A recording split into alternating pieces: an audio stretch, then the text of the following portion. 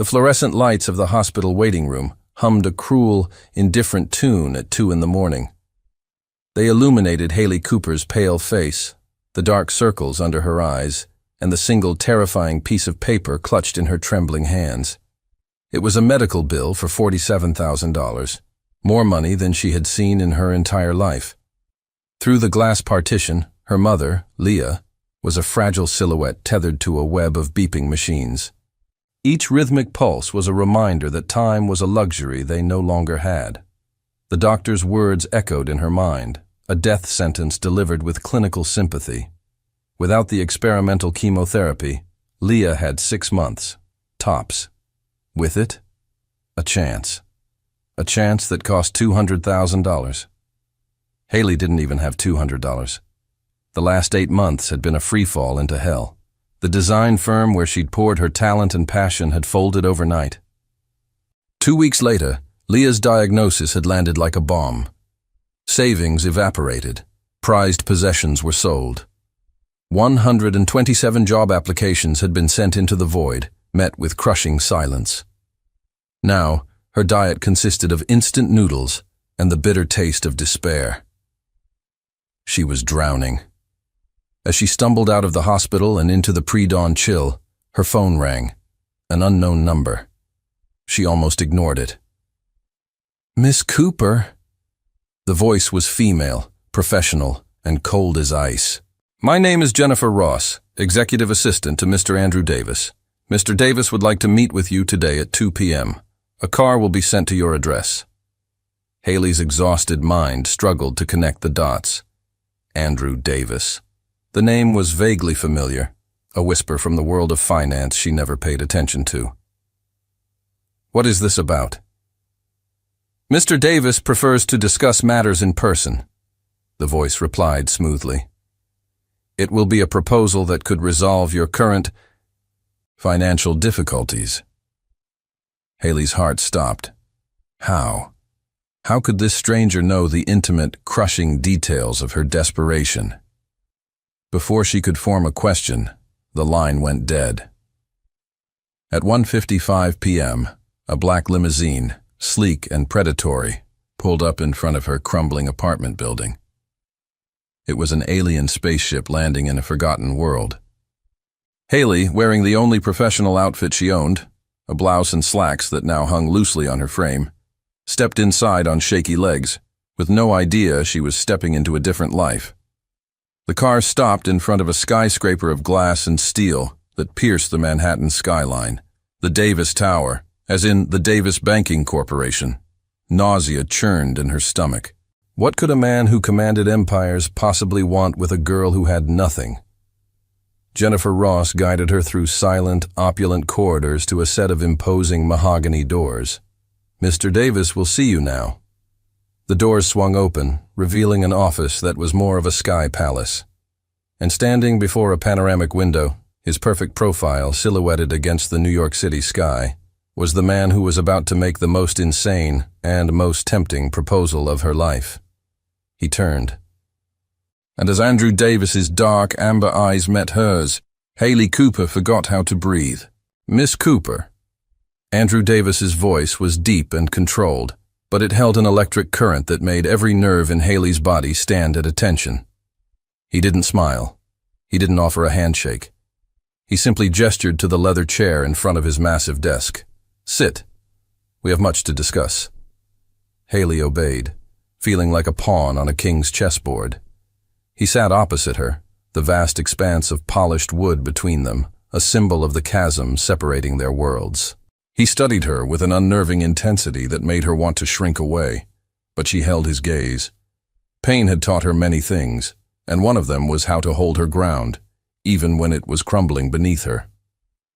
"I've done my research," he began, his tone crisp, opening a thin file on his desk. "Haley Cooper, 25, Parsons graduate, with honors. 8 months unemployed. Mother diagnosed with aggressive leukemia. Accumulated debts of $89,000, and growing." Each word was a clinical, precise stab. The humiliation was so intense, it felt like a physical heat on her cheeks.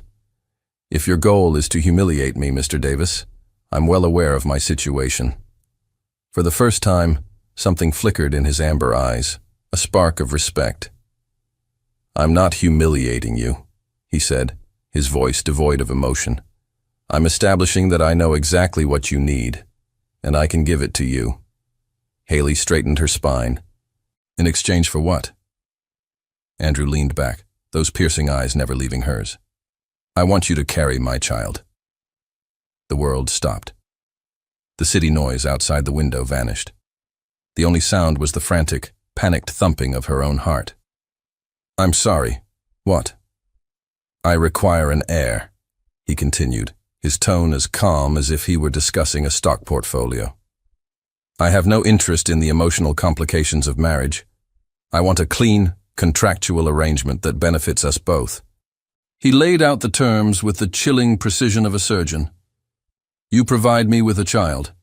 In return, I will settle all of your debts, fund your mother's complete medical care, including the experimental treatment, provide you with luxury housing for the duration of the pregnancy, and upon the birth of a healthy child, you will receive $500,000 and a permanent design position in my company's real estate division. She was on her feet before she even realized she had moved. You're insane. He rose as well, but kept the desk between them, a respectful distance. I am the sanest man you will ever meet. Think logically, Haley. You are drowning. Your mother is dying. I am offering you a lifeboat.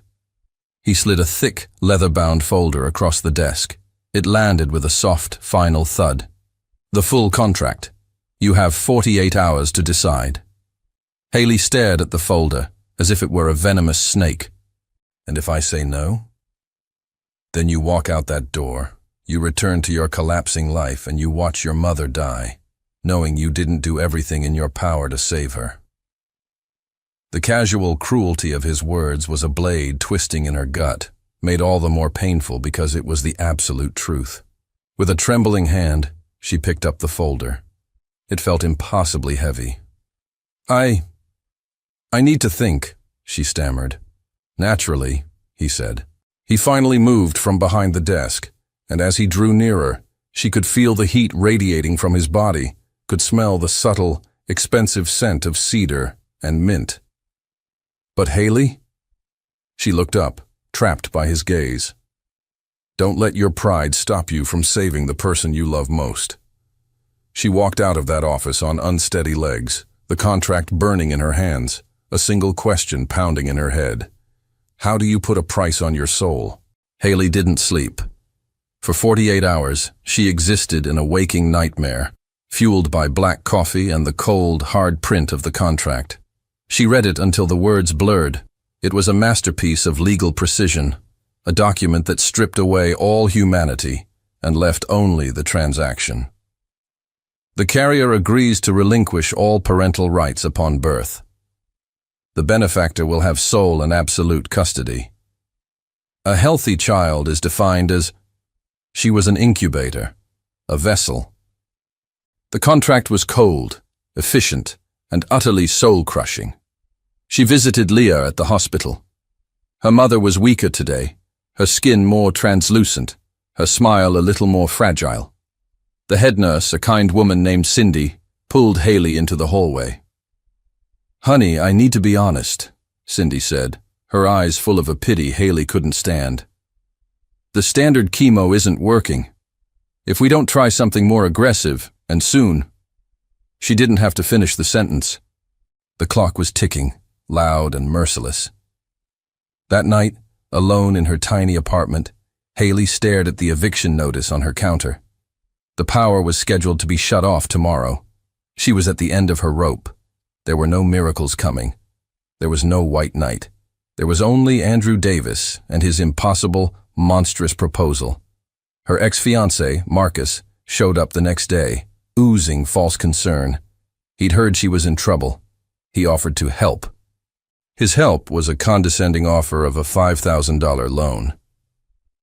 I need $200,000, Marcus, she said, her voice flat. The color drained from his face. Haley, be reasonable. Get out of my house. After he was gone, the choice became brutally clear. It wasn't a choice at all. It was a sentence. Her pride, or her mother's life. She picked up the phone. Jennifer Ross. The assistant's voice was as crisp as ever. Haley took a deep, shuddering breath. "This is Haley Cooper. I accept." A beat of silence. "Excellent. Mr. Davis will expect you tomorrow at 9 a.m. to sign the documents. A car will be sent." The line went dead. Haley dropped the phone, her hand covering her mouth as a silent, wrenching sob was torn from her chest. She had just sold her future, her body, her child. Across the city, in a penthouse overlooking the glittering lights of Manhattan, Andrew Davis stood by a window, a glass of untouched whiskey in his hand. For the first time in a very long time, a flicker of doubt, a feeling dangerously close to guilt, stirred within him. He crushed it without a second thought. This was a business deal, nothing more. The conference room at Davis Tower was glacial. 3 lawyers in identical grey suits, a stone-faced notary, and Jennifer Ross, a sentinel of corporate efficiency, formed a silent tribunal. At the head of the long, polished table sat Andrew Davis, a king presiding over his court. Haley walked in, feeling like a lamb to the slaughter. She was acutely aware of her simple clothes, of the invisible stain of desperation she felt she carried. All eyes were on her. She wasn't a person. She was an asset being acquired. "Sign on each yellow tab, please," the notary said, her voice devoid of any emotion as she pushed the thick stack of papers toward Haley. There were 47 tabs, 47 small yellow flags marking the surrender of her life. As she signed, her hand trembling slightly, she could feel Andrew's eyes on her. She refused to look at him. She focused on the ink, on the crisp scratch of the pen, on the act of signing away her future. With each signature, she felt a small piece of herself die. The clause relinquishing all parental rights was the worst. She had to pause, closing her eyes for a brief second before forcing her hand to move. "It is done," the notary announced, stamping the final page with a heavy, final thud. "Congratulations, Miss Cooper. You are now officially under contract." It sounded like a prison sentence. Jennifer slid a black credit card and a set of keys across the table. "Your first appointment at the fertility clinic is tomorrow at 10 a.m. These are the keys to your new apartment. Your mother's treatment has been scheduled to begin the day after tomorrow." Efficient, mechanical, inhumane. The lawyers and staff filed out, leaving Haley and Andrew alone in the cavernous, silent room. "I need to know one thing," she said, her voice quiet but firm. He looked up, his expression unreadable. "Why me?" she asked. "You could have hired a professional surrogate. Why a desperate, unemployed designer?" A flicker of something, vulnerability, crossed his face before it was gone. "Because a professional does it for the money," he said, his voice low. "You are doing this for love, for your mother." He held her gaze. "And I want my child to be carried by someone who understands what that means, even if I do not." The raw, unexpected honesty stole the air from her lungs. Before she could respond, he stood. "Your apartment is on Park Avenue, fully furnished. Jennifer is at your disposal for anything you need." He was already at the door, retreating back into his fortress of control. "I will see you at the clinic tomorrow." "Andrew," she called out, the name feeling strange on her tongue. He paused, his back still to her. "Have you really never loved anyone?" The silence stretched, thick and heavy. "No," he finally answered, his voice barely a whisper. "And it's better that way." The apartment was obscene. A palace of marble and glass with a view of Central Park that belonged on a postcard. Haley walked through the empty, perfectly designed rooms, her footsteps echoing in the silence. She had never felt more alone in her life. That night, lying in a bed large enough for 6 people, she received a text. "I hope the apartment is suitable. Rest. Tomorrow we begin. Andrew Davis." She stared at the cold, formal words. Then she placed a hand on her still flat stomach. Somewhere in the near future, a life would begin inside her. Andrew Davis's child. It was supposed to be a transaction, but as she closed her eyes, she felt the terrifying, unmistakable stirrings of something far more complicated. She felt a connection, and it terrified her. The fertility clinic was a world of hushed tones, soft lighting, and the faint, sterile scent of hope. A kind-faced, gray-haired man named Dr. Wilson greeted them, his gentle smile a stark contrast to the cold reality of their situation. "We'll need to run a full panel on both of you today," he said calmly. "Mr. Davis, you'll be in room 3. Miss Cooper, room 5. The clinical separation was a jolt. This was how their child would be conceived, not in a moment of passion, but in separate, sterile rooms, their bodies reduced to a collection of data points. This wasn't intimacy, it was science, and it felt infinitely more invasive.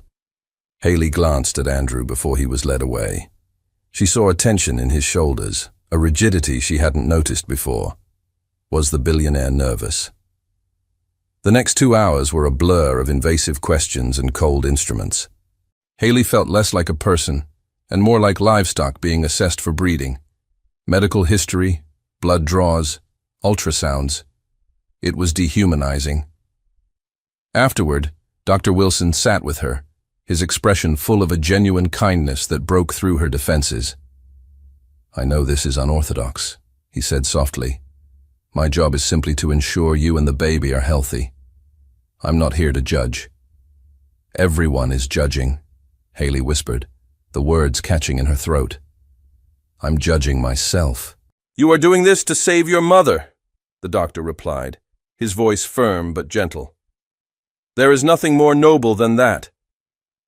The simple validation was all it took. The tears she had been holding back for days finally fell. She found Andrew in the waiting room, looking just as emotionally drained as she felt. Dr. Wilson called them both into his office. "Good news," he announced, looking at their charts. "You are both in excellent health. Miss Cooper, your hormone levels are perfect. Mr. Davis, your analysis is exceptional. I'd say we have a very high chance of success on the first attempt." He paused, looking at them over his glasses. "I am required to ask, have you considered natural conception?" Haley choked on air. Andrew went rigid beside her. "Absolutely not," he said, his voice cold as steel. "We will proceed with IVF, as planned."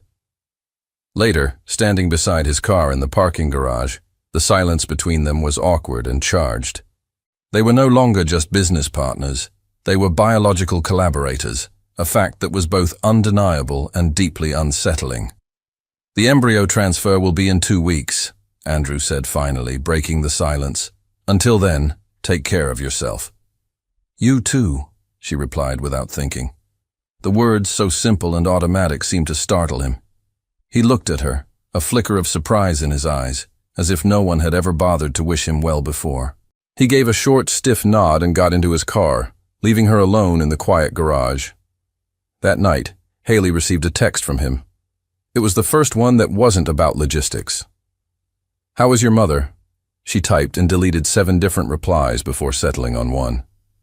"She's strong, like her daughter." It took 5 minutes for him to respond. When he did, it was with a question that made her heart give a strange, inexplicable flutter. "My daughter? Have you decided on the gender already?" And for the first time since this whole nightmare began, Haley smiled. "You're pregnant." 2 weeks after the embryo transfer, Dr. Wilson's words hung in the air, both a verdict and a miracle. He pointed to a number on a screen. "Your HCG levels are excellent. Congratulations." Haley stared at the number, her mind struggling to process the reality. Pregnant. A life was growing inside her. Andrew Davis's child. The room tilted slightly. Beside her, Andrew, who had insisted on being there, was pale. "Are you certain?" he asked, his voice strangely hoarse. "Absolutely," Dr. Wilson confirmed, handing Haley a folder. "We'll do the first ultrasound in 3 weeks to confirm the heartbeat. Until then, Miss Cooper, here are your prenatal vitamins and a list of restrictions." In the elevator ride down, the silence was deafening. "Are you okay?" Andrew finally asked, his voice tight. "I'm growing a human being for a man I barely know," she snapped, the sarcasm a thin veil for her panic. "I'm just peachy." He slammed the emergency stop button. The elevator jolted to a halt, trapping them in the small enclosed space. "Look at me," he commanded. She reluctantly met his gaze. His eyes were intense, a storm of an emotion she couldn't name. "I am not a stranger, not anymore. We are partners in this, and I will be there every step of the way." "Why?" she challenged. "The contract doesn't require—" "To hell with the contract," he cut her off, the force of his words surprising them both. He gestured vaguely toward her still flat stomach. "That is my child, and you are carrying him. That matters." It was the most human thing she had ever heard him say. Before she could respond, he released the button, and the elevator resumed its descent. "I'll have Jennifer clear my schedule," he said, the CEO mask firmly back in place. "All prenatal appointments are a priority.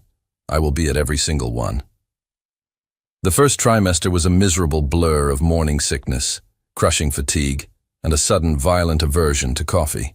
One morning at 7 a.m., her doorbell rang.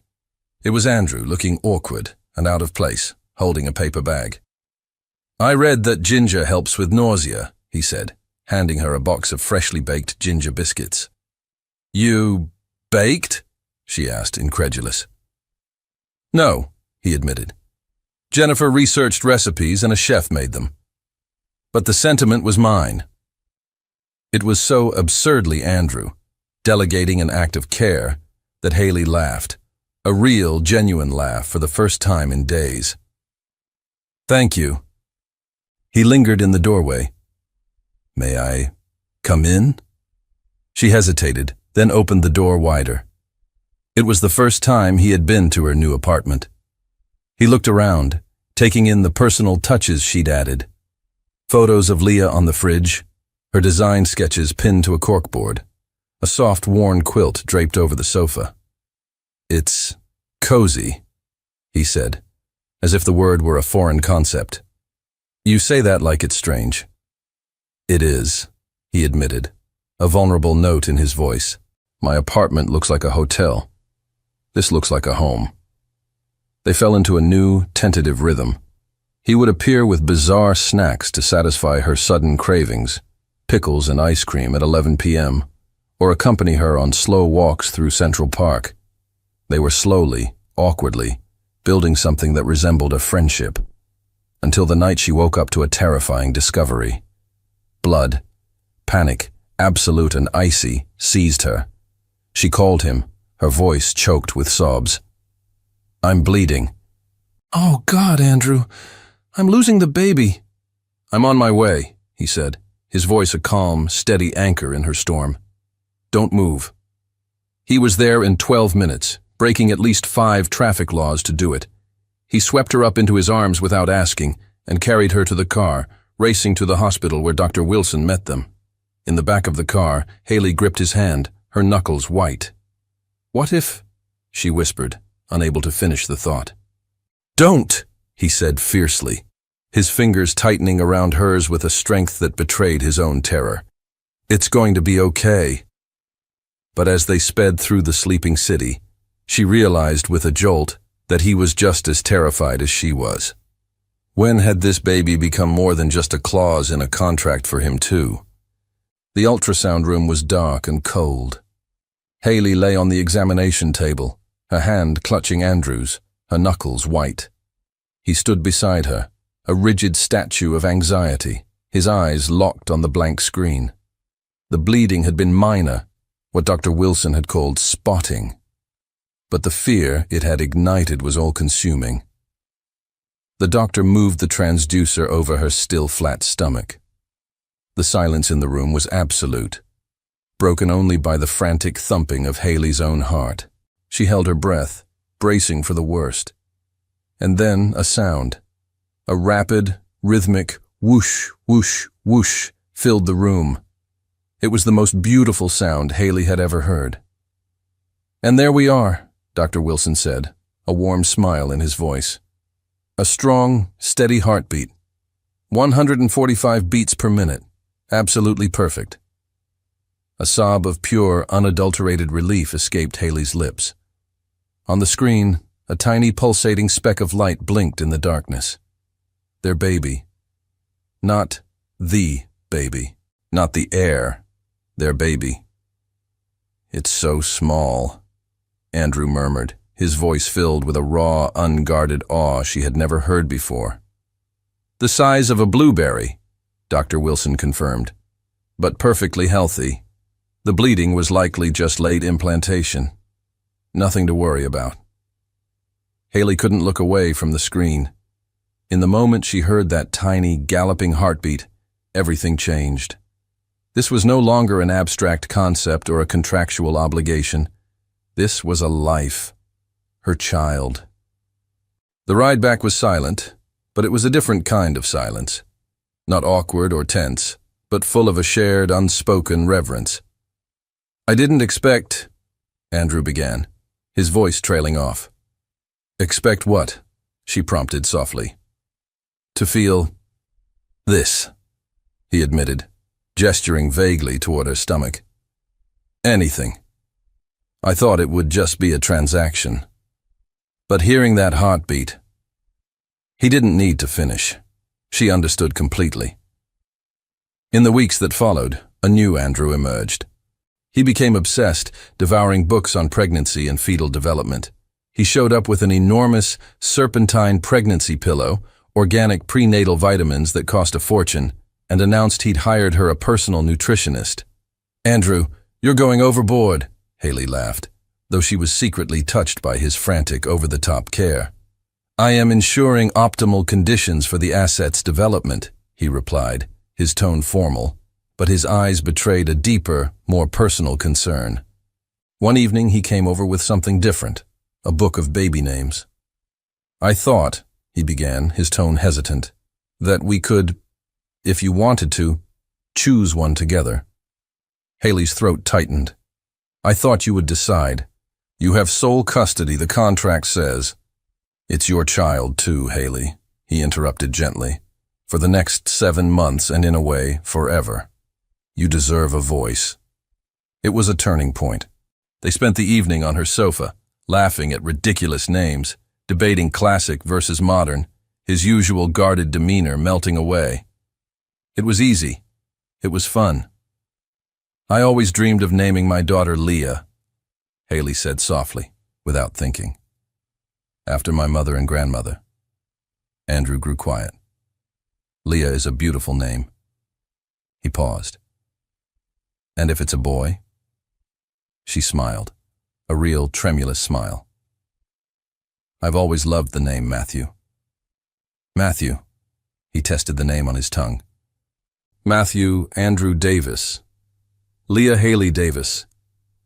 They looked at each other, and something profound and unspoken passed between them.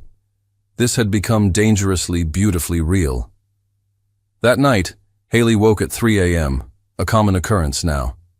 She texted him, a simple complaint about heartburn. His reply was immediate. "Warm milk, and sleep propped up on pillows. It will pass." "You're still awake," she typed. "Always." "Why?" The pause before his reply was longer this time. "Because when I close my eyes, all I can hear is that heartbeat. And it scares me how much it matters." Haley stared at the message until the screen went dark. They were in uncharted territory now, a place of shared fear and burgeoning hope that no contract could ever define. The 12-week scan was supposed to be a routine milestone.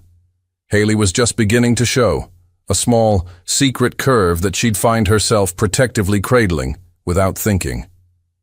Andrew, true to his word, was there, his focus entirely on the ultrasound screen, a quiet intensity in his eyes. They were discussing the results with Dr. Wilson when the door to the examination room opened without a knock. An elegant woman in her early 60s, dressed in a Chanel suit that screamed old money and authority, swept into the room.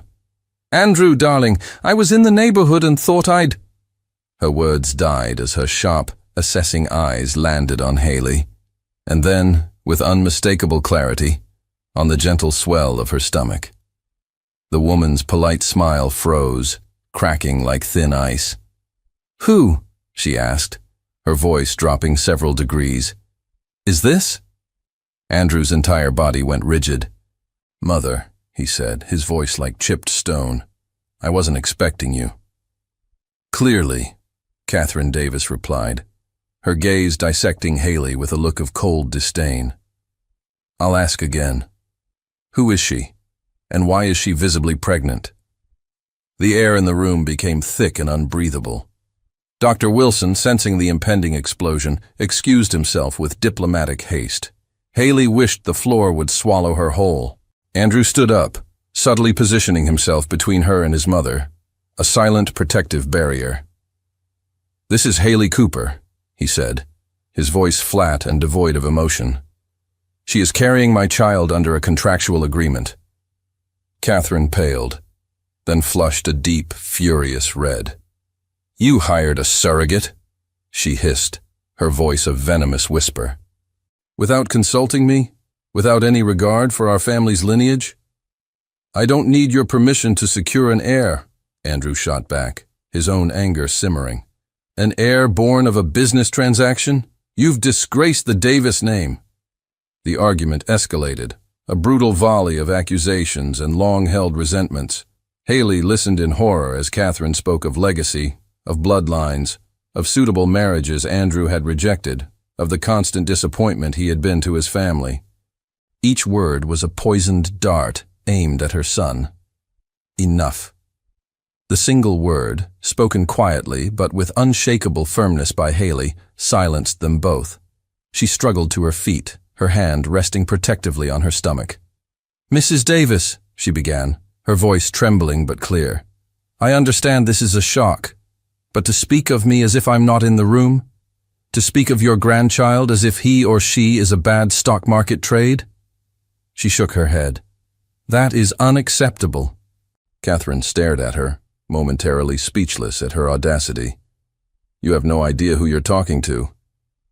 "I know exactly who I'm talking to," Haley countered, finding a strength she didn't know she possessed.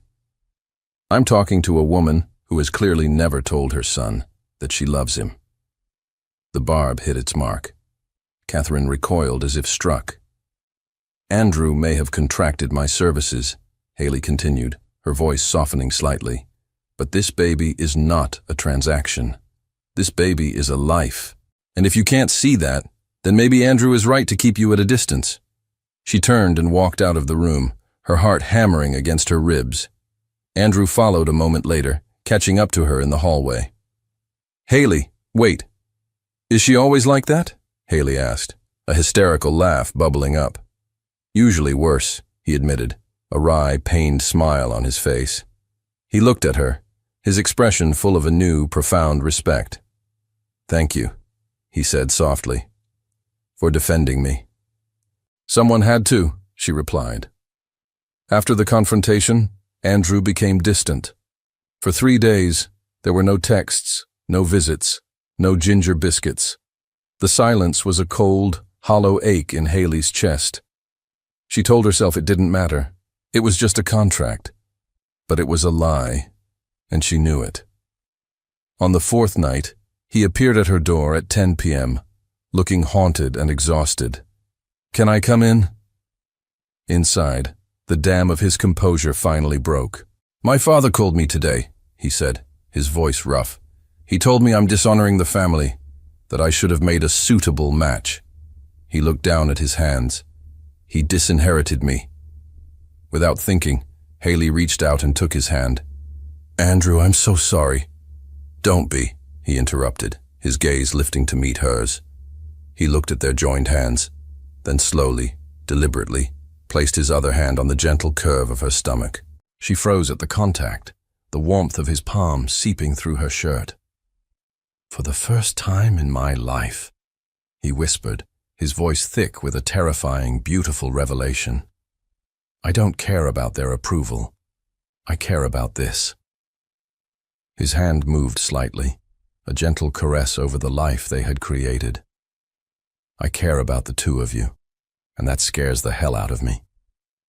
They stood there, frozen in a moment of profound, terrifying intimacy. They had crossed a line they had never intended to approach, let alone cross. This was no longer a business deal. It hadn't been for a long time. But neither of them was brave enough to say it out loud. At 24 weeks, Haley was undeniably pregnant. The gentle curve had become a proud, round belly that she now cradled instinctively. The baby was active, a tiny gymnast using her ribs as a personal trampoline. One evening, she was curled on the sofa when a particularly sharp kick made her yelp. "Ow!" Without thinking, she texted Andrew. "Your son is using my ribcage as a punching bag." The reply was instantaneous. "Can I feel?" She hesitated for only a second. "Apartment 14B. He arrived in 20 minutes, looking uncharacteristically nervous as he stood in her living room. "So, where do I?" he asked, gesturing vaguely toward her stomach. Haley laughed, a warm, genuine sound. She took his hand, a touch that was no longer strange or hesitant, and placed it on the spot where the baby was most active. They waited in silence, and then, thump. A solid, definite kick, directly into the center of his palm. The look on Andrew's face transformed. The guarded billionaire vanished, replaced by a man filled with pure, unfiltered wonder. "That was," he breathed, his eyes wide. "Your son saying hello," she finished for him, her own heart swelling.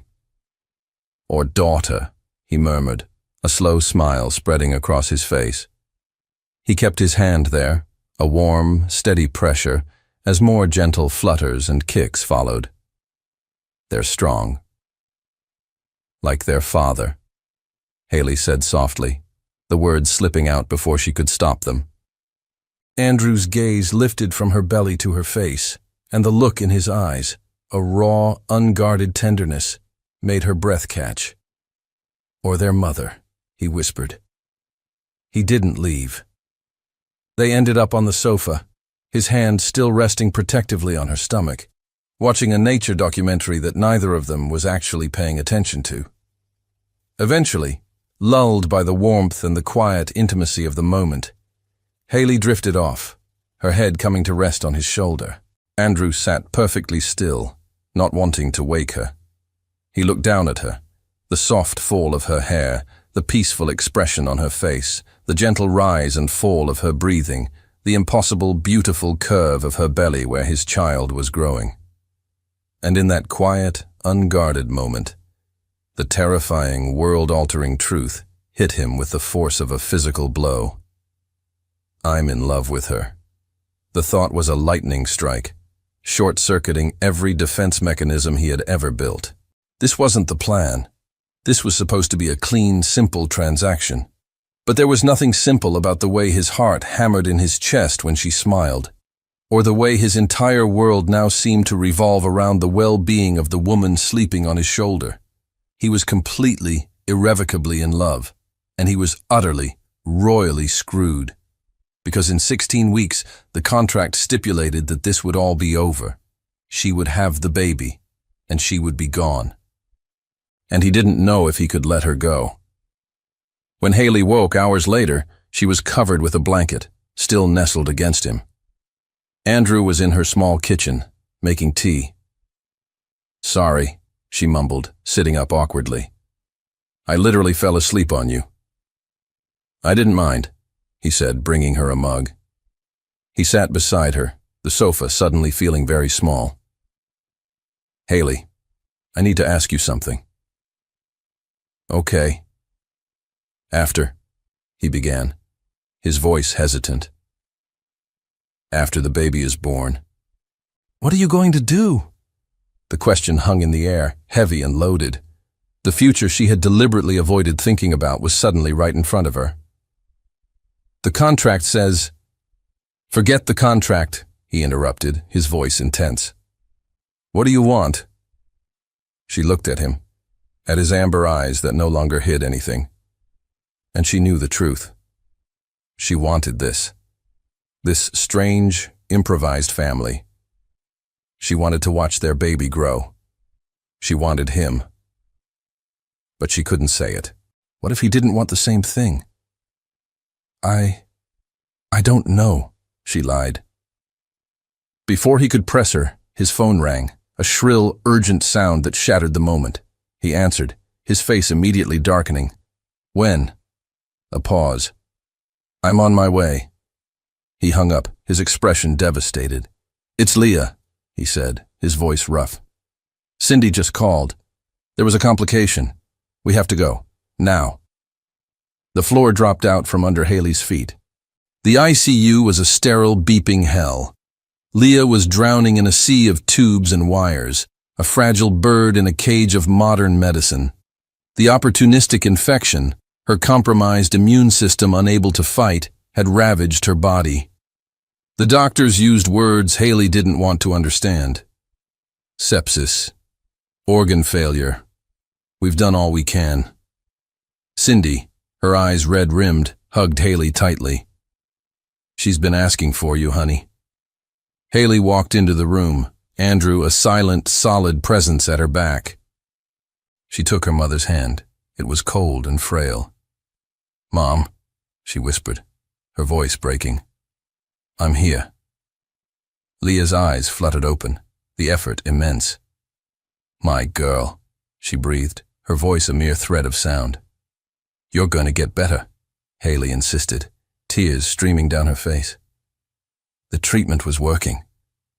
Honey, Leah whispered, using the childhood nickname that shattered Haley's heart. Don't lie. Not to me. She squeezed Haley's hand with surprising strength. You did more than any daughter should ever have to do. You gave me time. Time to know I'm going to have a grandchild. A faint, beautiful smile touched her lips. I have no regrets. You can't leave me, Haley sobbed. I did all of this for you. Promise me something, Leah rasped, her gaze drifting to Haley's swollen belly. Love that baby, no matter what the contract says. You love that child with everything you have. Her eyes then found Andrew, standing respectfully in the doorway. And him, he's a good man. I see the way he looks at you. Don't be afraid to be happy. I can't do this alone, Mom, Haley cried. You're not alone. It was Andrew's voice, quiet but firm, from the doorway. He had stepped silently into the room. Leah's smile widened slightly. Take care of her, she whispered to him. I promise, Andrew said, and the weight of that promise was absolute. Leah closed her eyes, a look of peace settling on her features. I'm so tired now.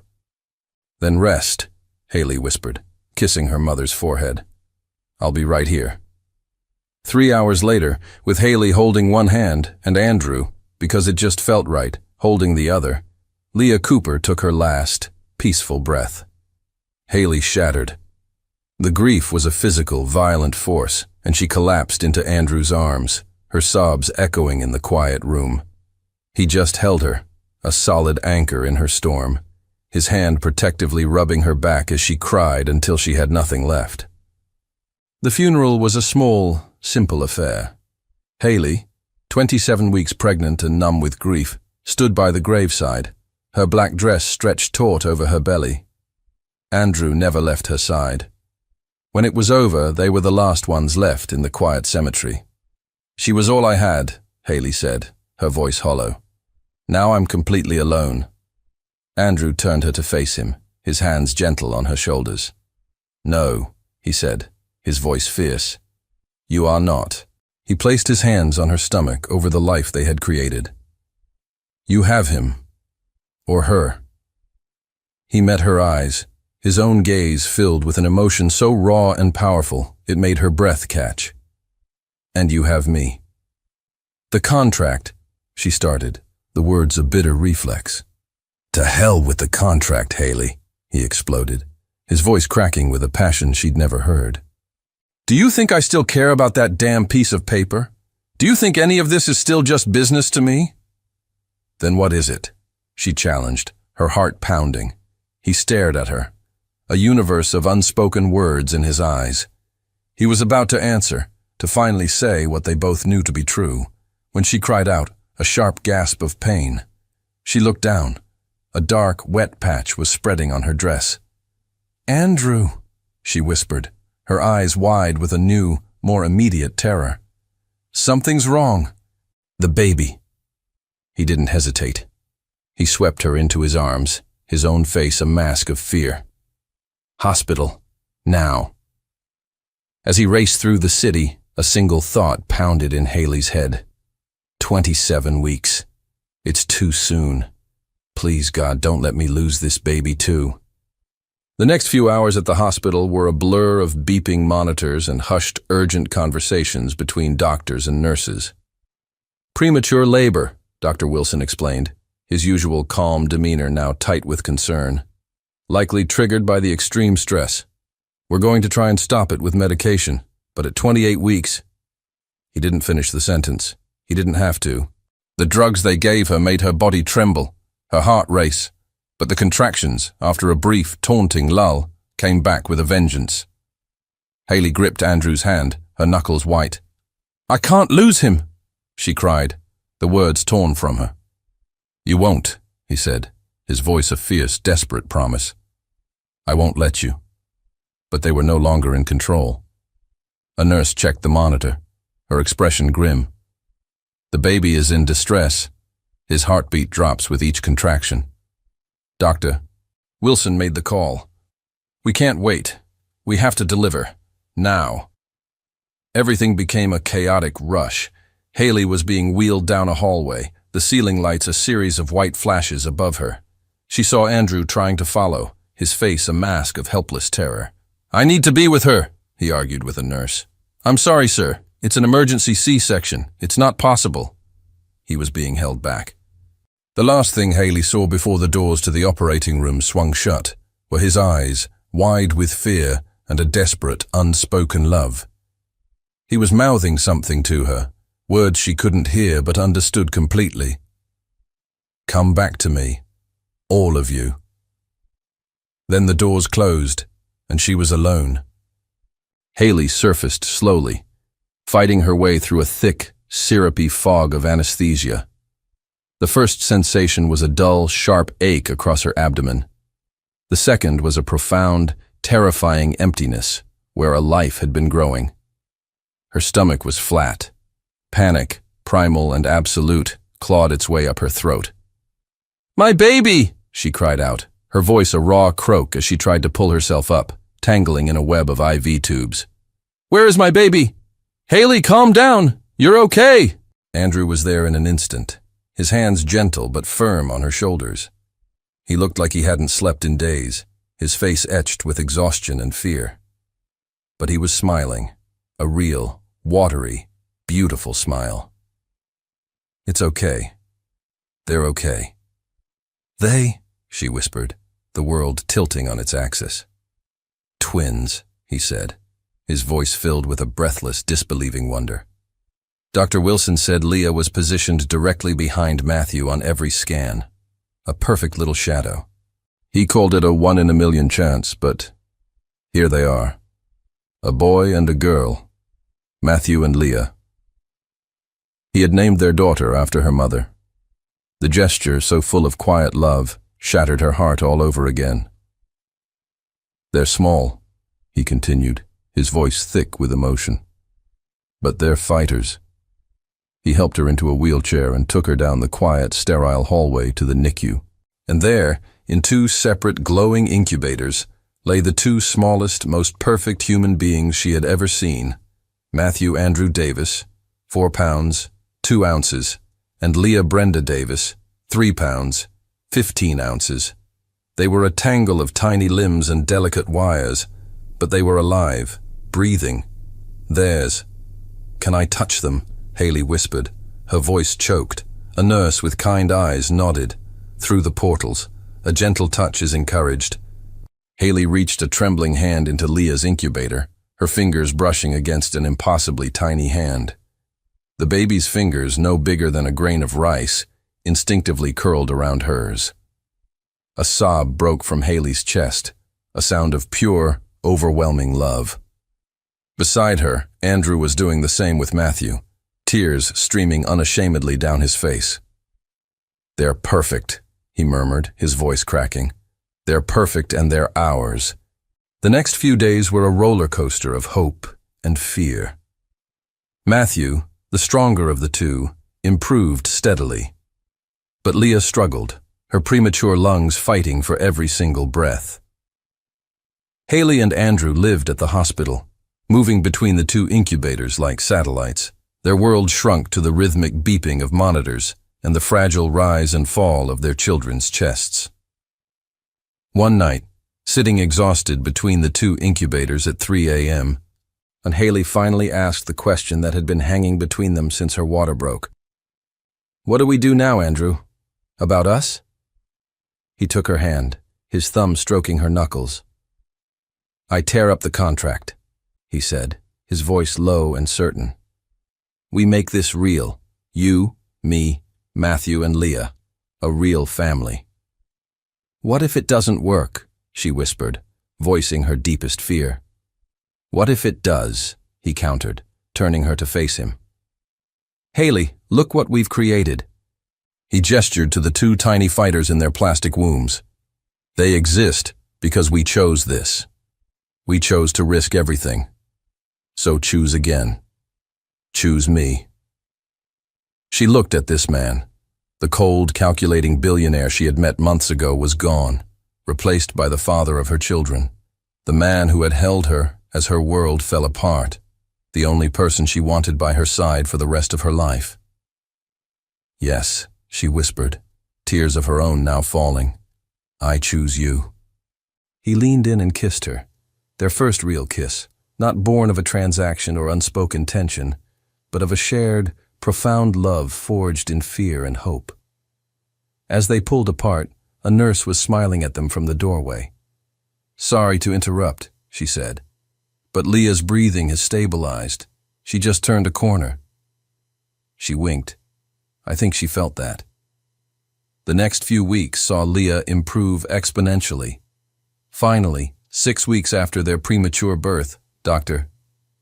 Wilson gave them the news they had been praying for.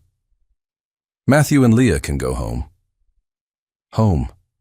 Not her apartment, not his penthouse. A house. A real house with a garden in a quiet neighborhood that Andrew had bought, and that Haley had from her hospital bed designed the interiors for. As they were preparing to leave the NICU for the last time, their two tiny miracles bundled securely in their car seats, Andrew pulled her aside. "I have one more question," he said, and before she could even process it, he was down on one knee, right there in the middle of the hospital hallway. He opened a small velvet box. "Marry me, Haley," he said, his voice thick with emotion. "For real this time. Not because of a contract, but because I love you, and I want to wake up next to you for the rest of my life." Laughing and crying all at once, Haley gave him the only answer there was. Yes. 1,000 times, yes. The first weeks at home were a beautiful, chaotic symphony of life. 2 premature babies meant feedings every 2 hours, a mountain of tiny diapers, the constant low-grade hum of parental anxiety, and a level of sleep-deprived exhaustion Haley never knew was possible. At 3:37 a.m., she'd be nursing Leah, whose tiny mouth latched with a fierce determination, while across the room, Andrew gave Matthew a bottle, his large hands looking impossibly gentle holding the tiny infant. They were 2 ghosts haunting the quiet, moonlit nursery, united in their exhaustion and their overwhelming love. "Will we ever sleep again?" Haley groaned one night, her head lolling against the rocking chair. "When they go to college," Andrew replied without missing a beat, his voice a low, tired murmur. But he was smiling, that exhausted, utterly besotted smile that had become her favorite thing in the world. "Is it worth it?" she whispered. He looked from Matthew's sleeping face to hers, his eyes soft in the dim light. "It's worth everything." They found their rhythm in the chaos. Andrew, the man who ran a global empire, became a surprisingly adept diaper changer. Haley, who once designed luxury interiors, now considered it a victory to shower and drink a cup of coffee before it got cold. They were a team, a partnership forged in the trenches of new parenthood. They took shifts, they supported each other through moments of doubt, and they celebrated every tiny milestone with a reverence that felt sacred. Matthew's first real smile, Leah finally hitting a healthy weight, the first time both babies slept for a 3-hour stretch. One afternoon, Mrs. Cindy, the kind nurse from the hospital, came to visit, bringing a casserole and her calming presence. She held Leah, her experienced hands a comfort. "Leah would be so proud of you, honey," she said, her eyes misty. "So proud of the mother you've become." Haley's eyes filled with tears. Postpartum hormones were a brutal, unpredictable tide. She would have loved them so much. "She knows," Andrew said softly, coming up behind her and wrapping his arms around her waist. "Wherever she is, she knows, and she's smiling." 3 months after the twins' birth, the doorbell rang. Haley opened it, her body instantly tensing for a fight. It was Catherine Davis. But the woman standing on her doorstep was not the icy queen she had met at the clinic. She looked smaller, her usual armor of Chanel and judgment replaced by an air of hesitant humility. "May I come in?" Catherine asked, her voice quiet. Haley hesitated, then stepped aside. In the living room, Catherine saw Matthew asleep in his swing and Leah being held by Andrew, who had gone rigid at the sight of his mother. "I came to apologize," Catherine said, the words sounding foreign and difficult on her tongue. She looked from Haley to Andrew. "I was horrible. I was so obsessed with legacy and appearances that I forgot what a family truly is." Her gaze drifted to the twins, her carefully composed expression crumbling as tears welled in her eyes. "They are my grandchildren, and I would like to know them, if you'll let me." Andrew and Haley exchanged a long, silent look. He squeezed her hand, his eyes telling her it was her decision. "You can try," Haley said finally, her voice firm but not unkind. "But if you ever hurt them, or Andrew, you are out of our lives, for good." "I understand," Catherine nodded, a look of profound relief on her face. "And I accept." It wasn't a fairy tale ending. It was the fragile, uncertain beginning of a long road to reconciliation. But as Haley watched Catherine tentatively hold her grandson for the first time, she knew that sometimes the willingness to try is enough. The wedding was intimate. They held it in the garden of their home, surrounded by a small circle of people who had become their true family. Dr. Wilson and his team, a tearful Mrs. Cindy, and surprisingly Catherine, who sat quietly in the back row. Matthew and Leah were the guests of honor, sleeping in a bassinet decorated with flowers. When they exchanged their vows, there was no mention of contracts or debts. There was only love. "You saved me when I was drowning," Haley said, her voice trembling. "You gave me a family when I was alone. I promise to love you and to choose you every single day." "You taught me that love isn't a weakness," Andrew replied, his own voice thick with emotion. "It's the only strength that matters. You taught me that family isn't an obligation. It's a choice." "I now pronounce you husband and wife," the officiant declared.